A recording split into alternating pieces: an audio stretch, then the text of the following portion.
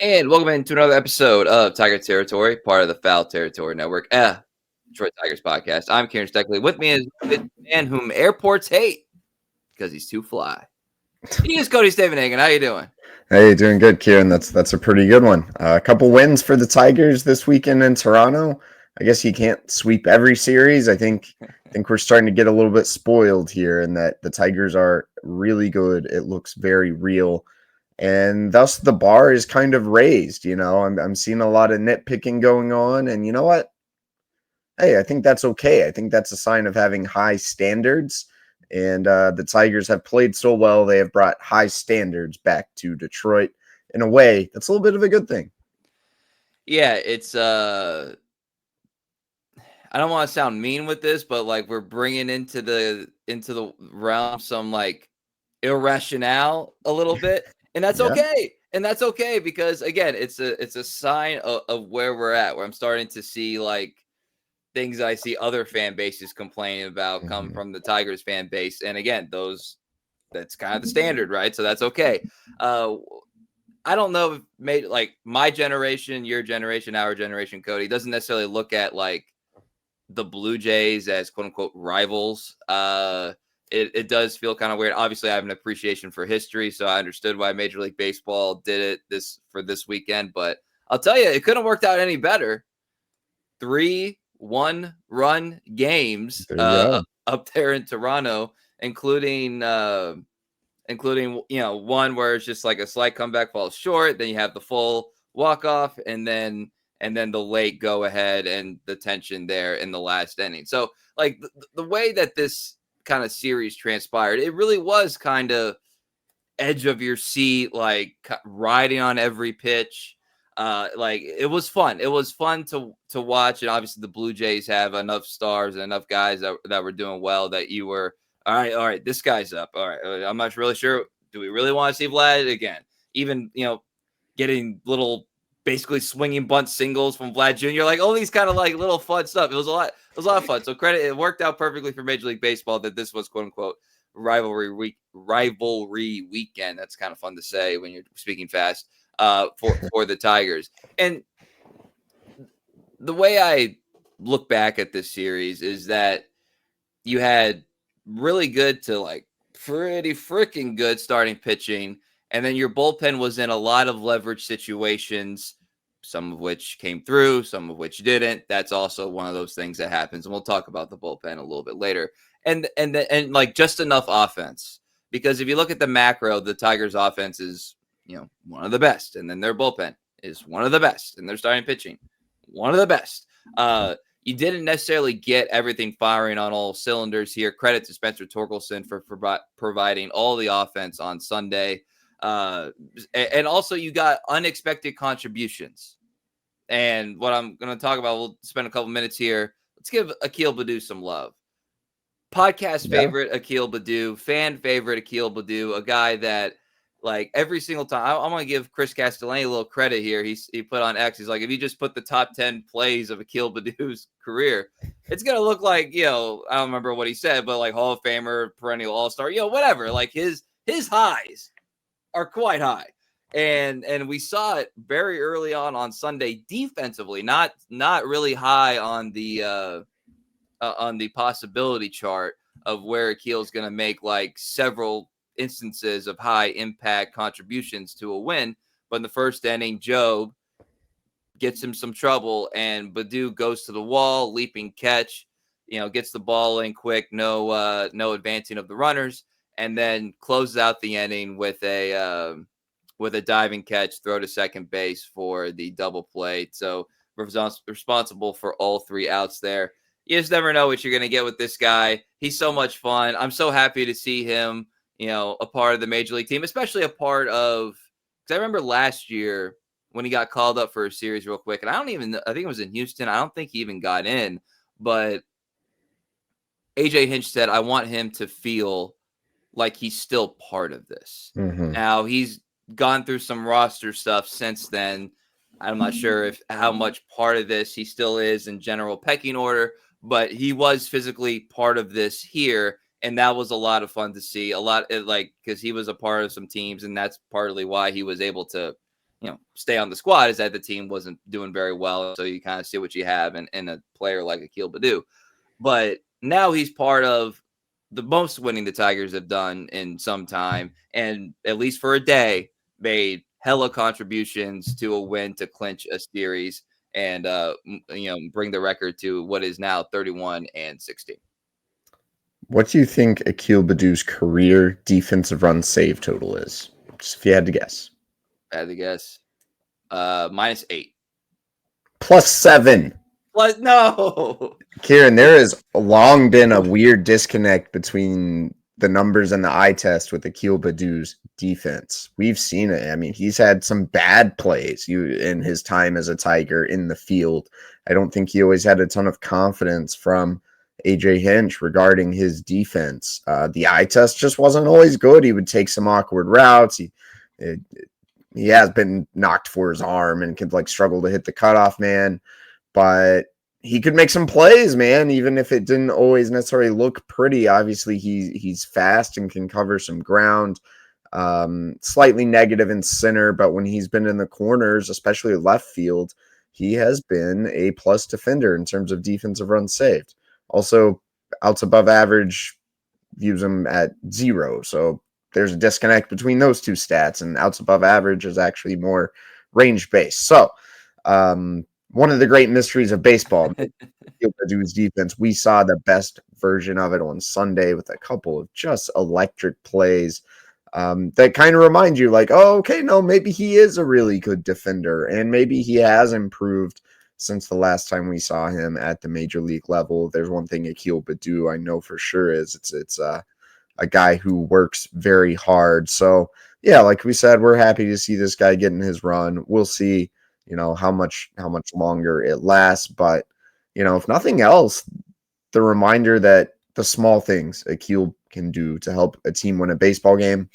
It's why I was stunned no one claimed him when he was DFA'd. I know there was a little bit of salary attached to his name, but I thought another team would swoop him up, and no one else did. Yeah, he does. Yeah, so obviously the bat is going to play just like all these guys or is going to have to play just like all these guys. And he's 1 for 6, very obviously 1 for 6, very limited action. But he gets a base knock. He also had a stolen base. It's just like Akil, I just smile. Akil Baddoo doing Akil Baddoo thing. So however long this ride lasts, we don't know. But I wanted to make mention of it when the going is good, because it's just fun. It's just fun, as Austin was saying, is fun name to say, fun guy to watch. So it makes me smile whenever he does something positive. We're gonna talk about some of the other outfield excellence that's going on in Detroit, but first, a word from our sponsors. I just want to say, before Arena Club, if you were trying to very actively buy, sell, trade, it was very complicated and used a lot of mail that was unnecessary. Yeah, I didn't even know how to do it, but I'm glad we have Arena Club now, because it's a one-stop shop for everything card related. It is, and right now you can get 20% off your first slab pack or your first card purchase by going to arenaclub.com/FOUL. Use code FOUL. If you're a collector, you've got to check out Arena Club. Go get after it. All right, coming back here. Another element to this team's makeup, Cody, it's outfield play spectacular. The Javier Baez diving catch, throw the first, get the double play. Javier can just missed a home run. No, he did have a home. I'm getting confused. He had a homer. He had a home run. That's right. He had a home run. That's one of the storylines, and we talked about makes the Tigers cool or whatever. It's Javi, it's El Mago, and all that stuff. Riley Greene is Riley Greene, putting together another, just solid 11 home runs, nearly a WAR player. I think he's 1.2, 1.3 offensive WAR. So he's doing his thing. And then there's Kerry Carpenter, just good old reliable Kerry Carpenter, who, despite you look at the numbers, you're well, I'm going to talk about this guy every day. Just. He's got 9 home runs. He's a 291 hitter. 21 ribbies. He's in the 85. His baseball savant page is all red. It's all red. So he's leading off. We talk about things that we didn't necessarily anticipate to begin the year. We spent several times this offseason kind of loosely constructing what we thought would be like an ideal or a fun lineup. I don't think we had Kerry Carpenter leading off as a leadoff hitter. Cody, he's a 3-3-3 hitter as a leadoff, not just as a leadoff hitter, leading off games. So first at bat of the game, he's a 3-3-3 hitter. He's got a 1.035 OPS, a couple home runs in there. He is mashing at the top of this lineup, and of course the Javier thing connects in. I always like that. He's right. He could be on base for Kerry Carpenter. He's as, in terms of how we talk about him or think about him, it's almost as mundane as a nearly 300 hitter could be, with power could be in today's game. We're not talking about him. All he does is hit. I think that's what Dan said on the radio. It's like, all he does is hit. Like it's and hit with power and lefty, smooth swing. Got the Aaron Judge swing. He's just doing it. He's doing it all. He's doing it all at the plate, at the top of the lineup. And I don't think we're talking about him enough. So here we are trying to talk about him enough. Kerry Carpenter, Kerry Bonds, Carp, all these fun nicknames. The dude's just a hitting machine, man. Hitting machine. Yeah, you're not wrong, Kieran. I've come to love Kerry Carpenter in the leadoff spot. We've talked about it some before, and the strategy behind it. Number one, it is a threat right off the bat. It's not, oh, here's some scrappy little guy, maybe he'll get on base. It's like, oh, all right, game started, be in your seat because you don't know what you're about to see. And then you can feel that decision point that is the real reason AJ Hinch has been leading off Kerry Carpenter. That third time around, the order, rolls around, and you just kind of feel that tension. The Tigers' bottom of the order has performed well in some games, and that lineup flips over, and there's some ducks on the pond, and Kerry Bonds is at the plate. It's like, oh, okay, here we go.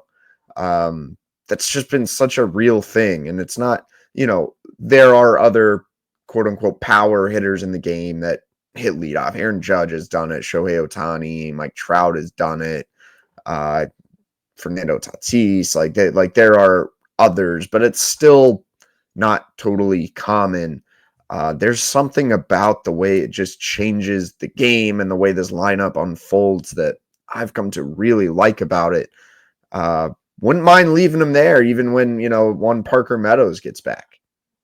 Now, the other thing, lefties. Kerry hitting 188 against lefties.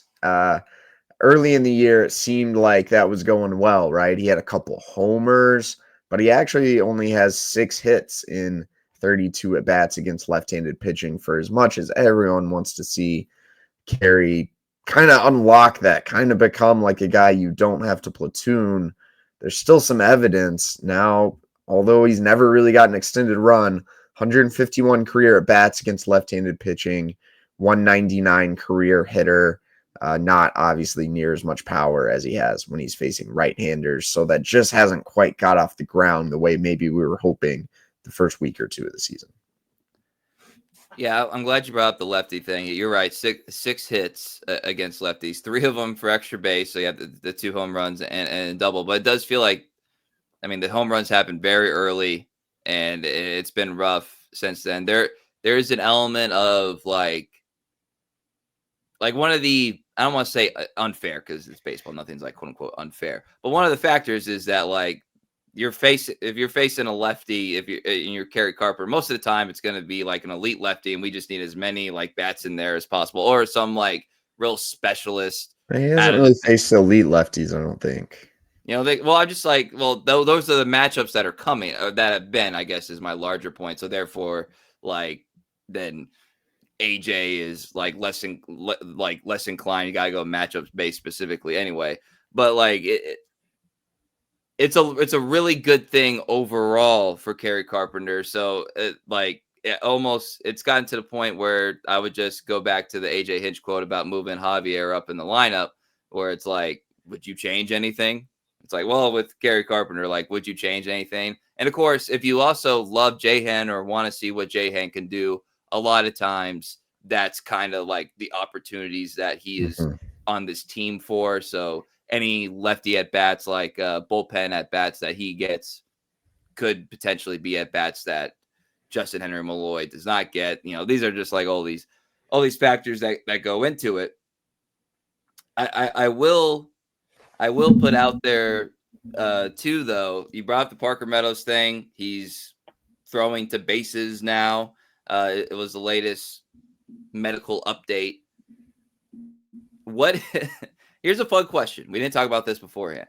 What is the bigger interrupter of a 31-16 start when Parker Meadows is healthy? A guy that we like, a guy that friend of the podcast. Obviously, we like his talent is something to believe in, and his impact on this team. We all understand that, but it's like Javier in center field, Kerry Carpenter at leadoff. Which one's the bigger disruptor to the thought of we have to get Parker Meadows back in this position? I think it's a fun. I think that's a great discussion, and my answer would be Javi in center field. Like, for as amazing as he's been, I don't think he's better than Parker Meadows, and I think you got to put Parker in center. But I do wonder, could there be a little platooning there? Could Parker lose out on some left-handed at-bats because he was still getting those down the stretch last year because he's an elite center fielder, whatever, will bat you 8th or 9th, and if you don't hit against lefties, that's okay. Maybe he just doesn't play those days, anymore. As much as I like carrying the lead off, hey, you're replacing with Parker Meadows, a dynamic hitter who has speed. If you wanted to, that's the other thing. You don't have to. You can bat Parker 9th, you can bat Parker 2nd, you can bat Parker anywhere. In the field, there's in theory only going to be one place to put this guy. And then what does that mean for Javi Baez? What does that mean for the way Javi has seemingly been energized in center field? This team is playing so well, and I've said all along that the fact they still have reinforcements coming makes me optimistic, but now I'm almost like, oof. It's like the moving Javi up in the order thing. You sure you want to mess with the good thing? I mean, not saying, keep Veerling and Meadows in AAA forever, but it is like, what if they're a little rusty? What if they start out slow? It does alter the usage of some other guys. Veerling is going to really alter the lineup construction, and suddenly you got to fight a little harder to get Baez and McKinstry all in there. These are the classic good problems to have. But yeah, you talk about disruptors in the middle of a great run. Oddly enough, you're about to face some disruption in terms of getting two very good players back on your team. Yeah, I mean, Baez is 1.7 WAR. That's 0.6 defensively. Yeah, playing center field, some shortstop, and some third base. Like that's not nothing, man. Like that is not nothing. And at this point, you have to have him in the lineup. Like you just have, like you gotta figure out ways. So like good problems for sure, but one that you could literally, because I could talk myself into like, look, you could put Kerry number 2. I would love to have that speed element with some extra base power in there from Parker Meadows, and just kind of the wild card of any time he could stretch something into another bag, or just kind of like find his way on base with his legs. But like, that's the point. You could talk yourself into either one, and I'm not sure what would be leader in the clubhouse. So just unbelievable that we're coming here. We talked about Torque at the very beginning, the Baez play, the Baddoo plays, and it's like you just won a series in Toronto that was razor thin margin wise, like literally could not get any closer.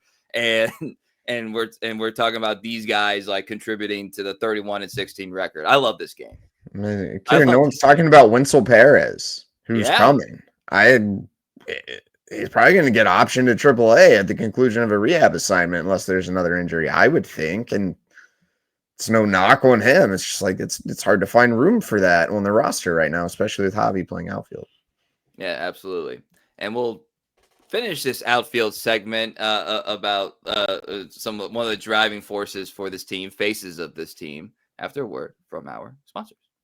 FT fam, let's talk about the HOF app. If you're into parlays, but sometimes you're missing the mark more than you would like to, can I introduce you to some serious analytics on an app that is easy to read and comprehend? And I'm sitting next to a man who knows how to place a parlay. Yeah, and the biggest thing is breaking down a parlay with this Hall of Fame app. There's the situations that you'll find easier to do. It's very helpful in understanding, and if you like, gambling, sometimes this is really good to know. So get on there, get on that Hall of Fame app and check it out. Yeah, this is info that will help you, okay? With a 4.9 rating in the App Store and over 6,000 five-star reviews, safe to say that HOF has already helped a lot of people bet smarter. For a limited time only, FT listeners can get a 7-day free trial and 50% off their first month when they use code FOUL at checkout. Download the HOF app on iOS or Android. Enter code FOUL and you're all set. All right, coming back here, the Riley Greene piece of this, Cody. He's Riley Greene. He's the all-star. He's, like I said, one of the faces of this team. For the stats out there, just kind of put it. He's got a .9 WAR, 275 bat. He's got an OPS plus of 136 with the 11 home runs and the stolen base, which talk about what goes into a stolen base here in a second. But and playing some, talk about highlight plays makes still does the Riley Greene highlight plays, and he, they got him in left field for a reason. They like his glove there. It still feels like we have more that we can get out of Riley Greene, and so I want to phrase that the most correctly is that you're getting some pretty dang good contributions from Riley Greene, a person that you rely on in all facets of the game.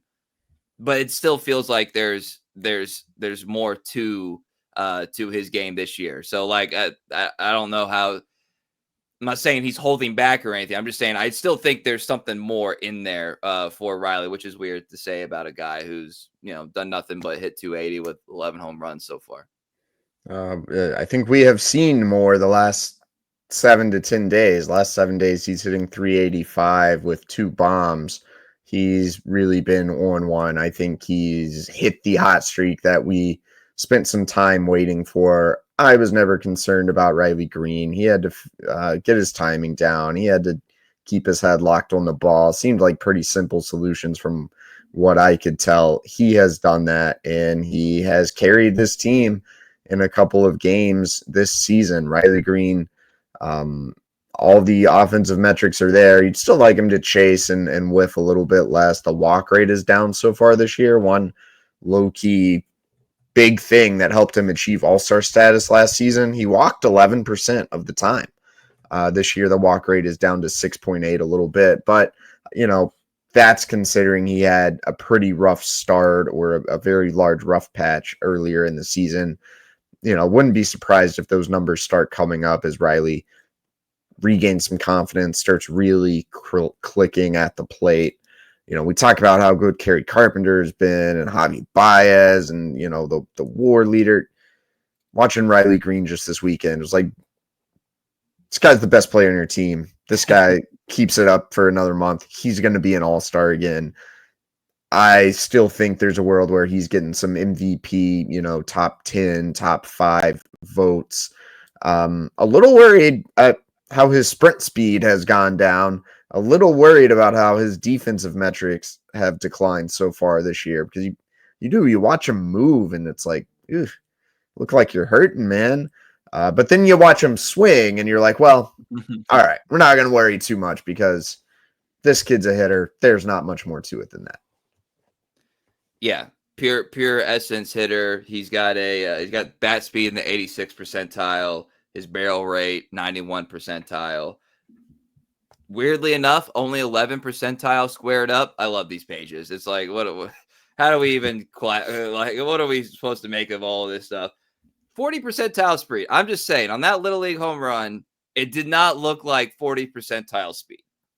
I think there's still some jets he can turn on. That's what I mean. And then that's what I mean, about there's more in there, is that if this is some sort of it's a long season, preservation, body element that doesn't necessarily look like he's running everything out like hardcore. That's okay. Like I understand that. But like that element, I still believe can play a part. And hopefully, if that's the idea, come October is something that can be unleashed a little bit more. The MVP thing is interesting because that's something that like I got on my diatribe before the season about like where his odds were, and we haven't really kind of come back to that yet. But if you're on one of the best teams and you are the best, the best hitter on this team, which I think we all would anticipate he'd be in that conversation, if not firmly that guy by the end of the year, that is an MVP votes type season. You know what I mean? Like that's what we're looking at right now. So I'm glad you kind of put that out there because I don't think that's like the next level of thinking that we have to start looking at this team if they continue to win at this rate. All right. Well, we're not really concerned about Riley Greene. We talked earlier about like the concerns, the fan base, riding on every pitch and every decision. There were times, obviously, you lose in a walk-off, and you had the starting pitching that you had this weekend. There are times where the bullpen was kind of getting the ire of the fans on social media, and that's okay because that's like the high-profile thing. The bottom line is you also only scored 1 run on Saturday, and you really only managed to score 3 runs on Sunday. So like that's part of it. We all understand that, but it does kind of let your mind wander to this, Cody. Is there a need in the bullpen? Because I could throw out a lot. I could throw out a lot of ERAs and whips and strikeouts and all these things about what the bullpen does in comparison to bullpens around Major League Baseball. That's not really what we're here for. We're here for, is there a need in this bullpen that we're starting to get to the point that like there's an argument to be made if you want to get ahead of a market a little bit. You have some names in your Rolodex that you would consider going to. Like Scott Harris could be proactive. There could be a moment here. I'm just saying. So like how do you assess the bullpen's strengths or lack thereof in certain areas? Yeah, this is what I was talking about with the nitpicking a little bit. The Tigers have the 4th best bullpen ERA in baseball, but they lose a game Saturday, and it was kind of like, oh my gosh, this bullpen is too weak. They don't have enough. They can't miss bats. And that last criticism has been, I think, valid for a while. The Tigers did not induce a lot of swing and miss, particularly out of the bullpen last season. I thought it was a little bit of a problem, but they just kept bringing in guys who got outs. So they made it work. And then this offseason, Scott Harris was pretty open about the fact he wanted to add swing and miss to the bullpen. That's why they got Tommy Kahnle, who, hasn't always been perfect, but for the most part has been pretty reliable and has been as advertised. He's actually missing bats lower than some of his career norms. It's almost like maybe people have caught on that he's just going to throw changeups every time. I don't know. But he's been good. He's been solid for you. They also brought in John Brebbia, thinking he has a fastball that misses a lot of bats. Brebbia has a 2.77 ERA, and it almost sometimes feels higher than that. I don't think Brebbia has quite been unlocked the way the Tigers were hoping.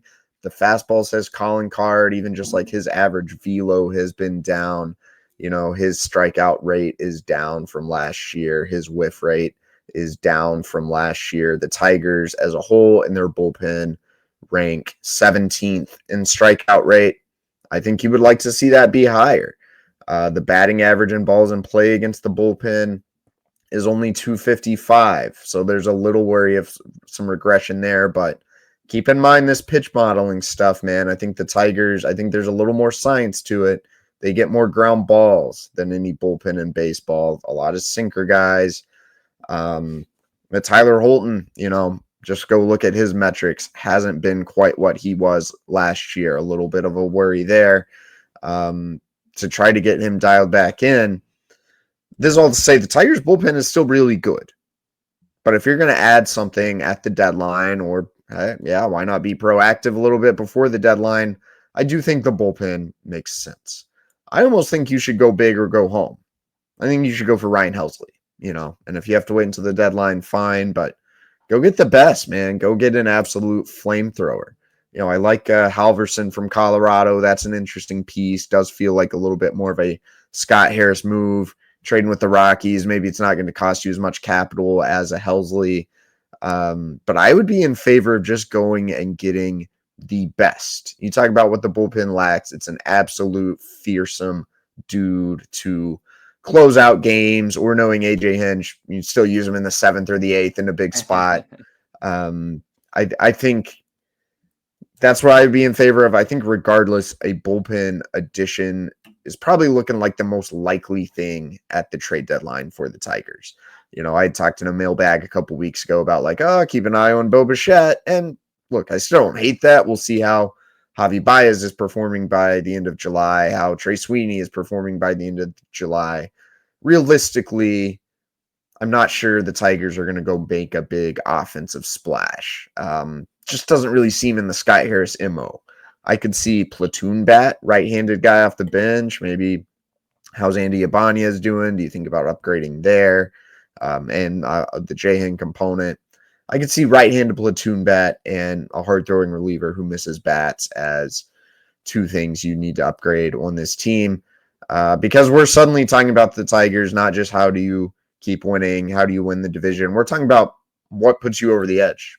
How do you go win the World Series? Well, having another power pitcher in the bullpen, I think it's fair to request that as a way this front office could go make a move in the coming months.